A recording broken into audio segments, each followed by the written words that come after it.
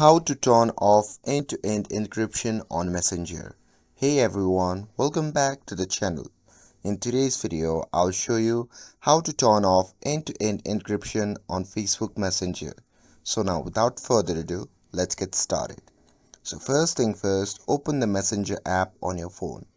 And once you have opened the app, simply tap on the three dash icon shown in the bottom right corner of the screen. And here, once you are in your menu section, simply tap on the settings option. And now, once you see the interface like this, simply scroll down and tap on the option labeled as privacy and safety. And here under the privacy and safety, you can see the option labeled as End-to-End Encrypted Chats.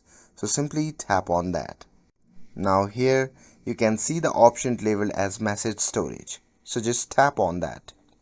And once you see the interface like this, at the bottom you can see the option labeled as turn off secure storage. So simply tap on that. And after that a pop-up menu will appear. From that menu simply tap on continue. And that's all there is to it. Now you have successfully turned off end-to-end encryption on Messenger. With this, if you found this video helpful, then don't forget to like, share and subscribe to get updated for more videos. Thanks for watching and I'll see you in the next video.